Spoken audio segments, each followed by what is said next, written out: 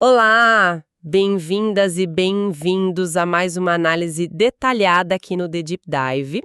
Hoje a gente vai mergulhar em alguns trechos de um clássico, né?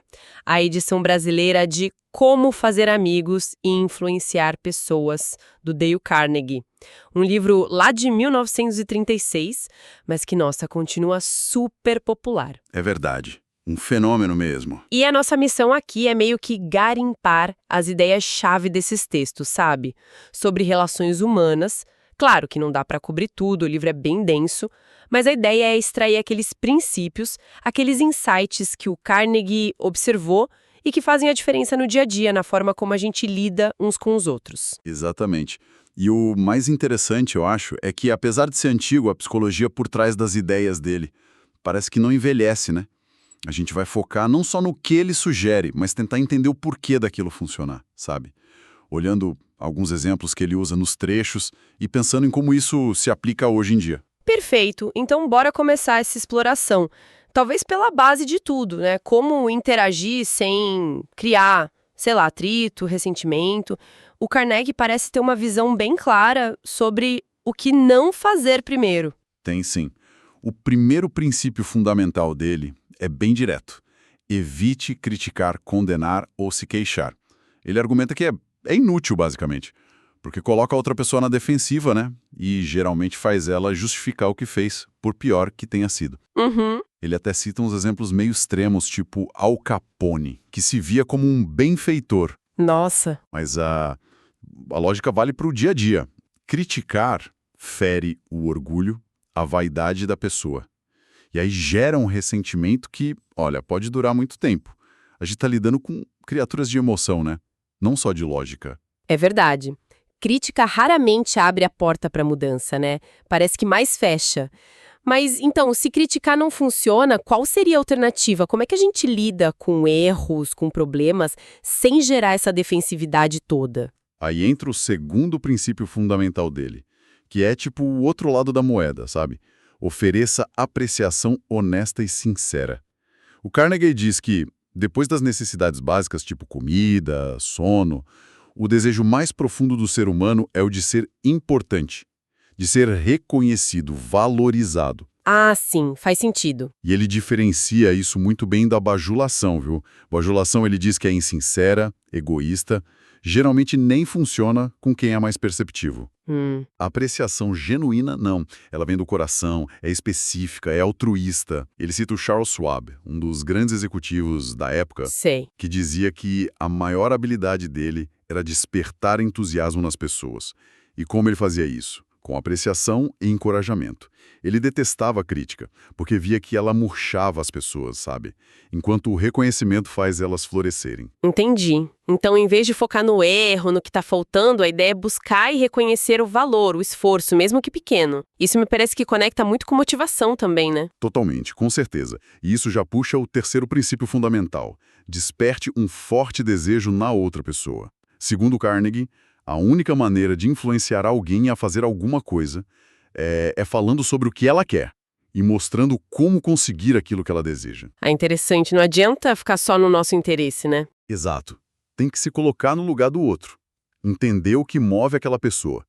Qual é o interesse dela. Tem algum exemplo disso nos textos que te marcou? Ah, tem vários, mas a história da Barbara Anderson procurando emprego é ótima. Conta aí. Em vez de mandar aquele currículo padrão falando só dela mesma, ela pesquisou os bancos lá de Phoenix onde ela queria trabalhar e aí escreveu cartas personalizadas para cada um. Uhum. O foco da carta era como ela poderia ajudar o banco a atingir os objetivos dele. Ela se colocou totalmente no lugar do gerente, falou a língua dele, sacou? Que sacada! Pois é, a ideia central é essa. Quem consegue despertar no outro um desejo ardente pelo que você está propondo, esse cara tem um mundo a seu favor. Agora, quem só fala de si, dos próprios interesses, caminha sozinho. Essa é uma base bem sólida para qualquer interação, né? Com certeza. É o alicerce. Mas e para ir além?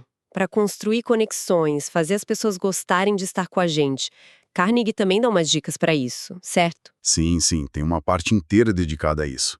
E uma das ideias mais fortes e que talvez seja meio contraintuitiva hoje em dia é interesse-se genuinamente pelas outras pessoas. Genuinamente. Isso. Ele usa o exemplo do cachorrinho, que faz amigos só por dar carinho, por mostrar que está feliz em te ver, por se interessar por você. É fofo, mas faz sentido. E a frase dele é impactante, né? Ele diz algo como: você pode fazer mais amigos em 2 meses se interessando pelos outros do que em 2 anos tentando fazer com que os outros se interessem por você. Uau, forte mesmo. É interessante porque a gente vive numa era tão focada no eu, nas redes sociais, em se promover, e ele sugere o caminho inverso para construir laços. Mas esse interesse não pode ser superficial, imagino eu.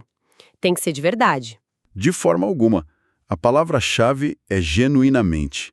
Não é para ser uma técnica de manipulação, sabe? É para ser uma postura real de curiosidade, de empatia pela outra pessoa. Lembra daquele exemplo do vendedor de carvão, o Sr. Knappel? Lembro sim. Ele passou anos tentando vender para uma rede grande lá, sem sucesso. Só conseguiu fechar o negócio quando ele mudou o foco. Parou de falar só de carvão e começou a se interessar de verdade pela paixão do presidente da rede, que era os escoteiros. Ah, é verdade. Conversaram horas sobre isso. O interesse sincero abriu a porta que a insistência na venda não conseguiu abrir. É sobre criar uma conexão real, entende? Entendi perfeitamente. E além desse interesse genuíno, o que mais se destaca nessas regras de ouro para criar simpatia que ele lista? Olha, tem uma coisa que parece pequena, mas que tem um impacto enorme. Lembrar e usar o nome das pessoas. Ah, isso é clássico do Carnegie, né? É um dos pontos mais famosos dele. Ele diz que o nome de uma pessoa é, para ela, o som mais doce e mais importante em qualquer idioma. Chamar alguém pelo nome é um reconhecimento direto da individualidade dela.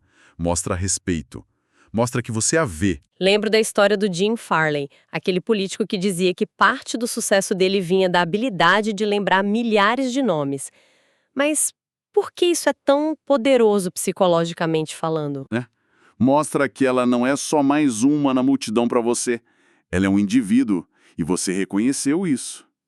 Tem a história que o Sr. Levy contou de como ele se esforçou para aprender a pronunciar certinho o nome complicado de um cliente grego. Nicodemos Papadoulos. Nossa, difícil mesmo. Pois é, e o cliente ficou super emocionado. Disse que em 15 anos ali, ninguém tinha se dado ao trabalho de aprender o nome dele direito. Esse pequeno esforço cria um vínculo na hora, um vínculo forte. As pessoas querem ser lembradas, reconhecidas como indivíduos. Faz todo sentido. Ok, então já temos não criticar, apreciar sinceramente, focar no desejo do outro, ter interesse genuíno e usar os nomes. Nossa, já muda bastante a forma de abordar as interações, né? Muda muito. Mas e quando a gente discorda? Quando tem um conflito de ideias? Como é que a gente pode, sei lá, convencer alguém do nosso ponto de vista sem entrar numa briga, numa batalha? Essa é outra área-chave para ele. E a primeira regra que ele coloca aqui é radical, viu? A única maneira de ganhar uma discussão é evitá-la. Evitar discussão? Como assim? Ele argumenta que, mesmo que você ganhe a discussão nos fatos, na lógica, você provavelmente perdeu a boa vontade da outra pessoa. Você feriu o orgulho dela, criou ressentimento. Ninguém gosta de ter que admitir que estava errado, ainda mais publicamente. A discussão, 9 em 10 vezes, termina com os dois lados ainda mais convencidos de que estão certos. Ou seja, não resolveu nada e ainda criou um clima ruim. Tá, entendi o ponto de não querer ganhar a qualquer custo. Mas e se a gente precisa resolver um problema, defender uma ideia importante? Como faz isso sem discutir? A sugestão não é fugir do assunto, mas mudar completamente a abordagem. Em vez de chegar dizendo "você está errado", que ele considera um ataque direto ao ego da pessoa, a ideia é mostrar respeito pela opinião do outro, mesmo que seja diferente da sua. Como? Com que tipo de frase? Usar coisas como "olha, eu penso um pouco diferente, mas posso estar errado. Que tal a gente analisar os fatos juntos?"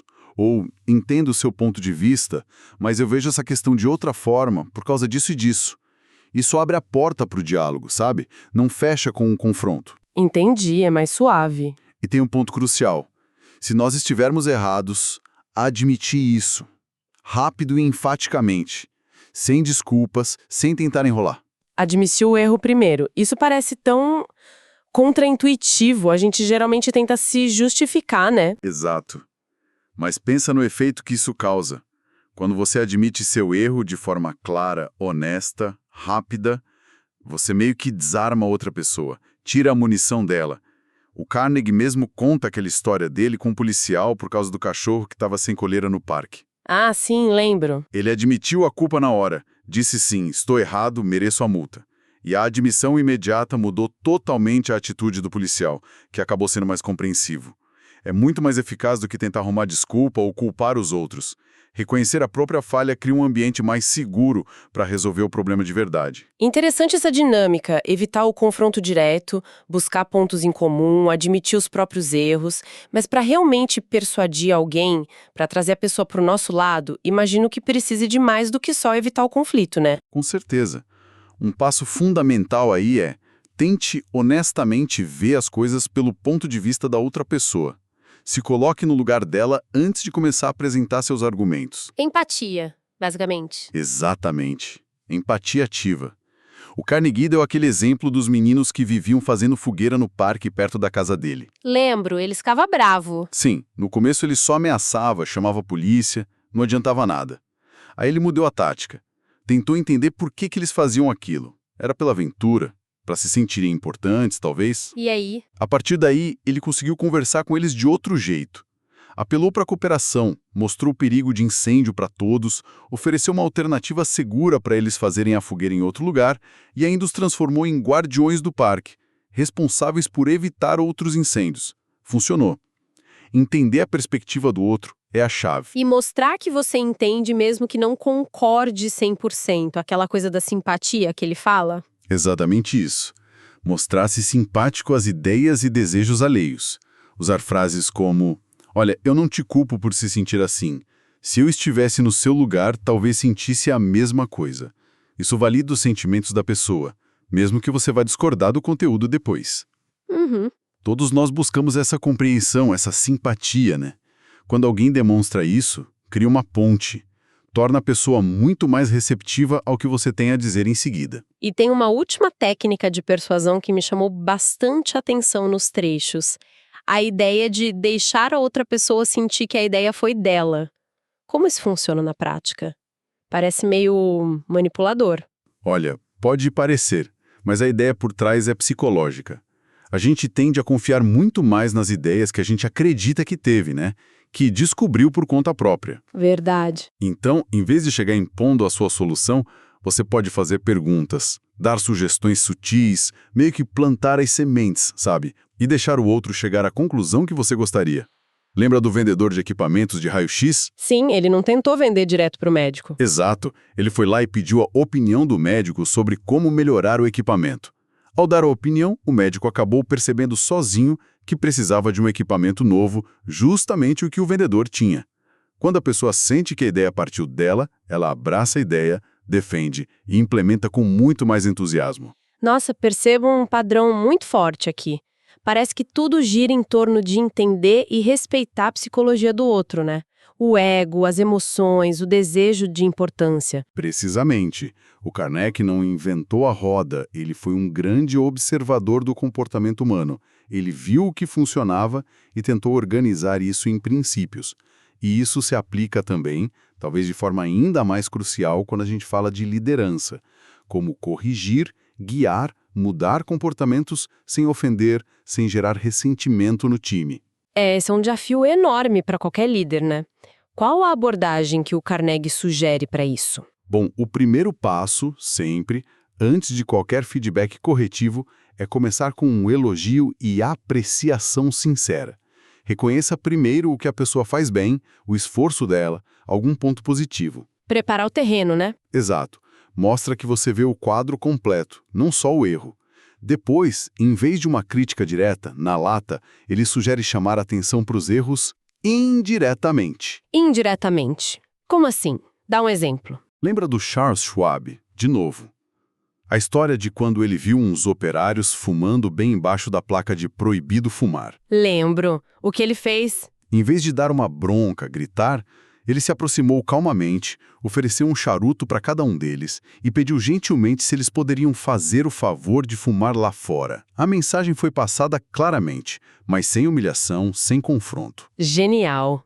Ou John Wanamaker, dono da loja, que viu uma cliente sendo ignorada pelos vendedores.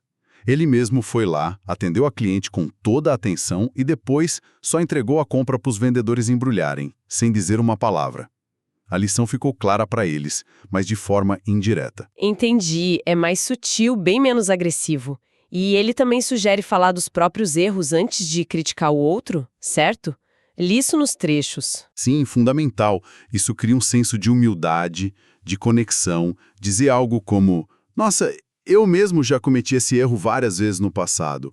Ou, olha, eu também tenho dificuldade com isso às vezes. Isso torna o feedback menos pessoal, menos acusatório, fica mais sobre o processo de melhoria, sabe? Mostra que errar é humano e que você não está se colocando num pedestal para julgar. Faz sentido. E para motivar a equipe? Para fazer as pessoas quererem seguir as suas sugestões, as suas direções? Aí tem duas ideias bem fortes que ele traz. Uma é: faça perguntas em vez de dar ordens diretas. Interessante. Perguntas como: o que você acha de a gente tentar dessa forma? Ou, como você acha que a gente poderia resolver isso aqui? Estimulam a pessoa a pensar junto, até a autonomia. Faz ela sentir que participou da decisão, em vez de só receber uma ordem. Respeita a inteligência do outro, né? Exatamente. E a outra ideia, importantíssima, é: sempre permita que a pessoa salve as aparências. Nunca, jamais critique ou corrija alguém na frente dos outros. Isso é devastador pro ego.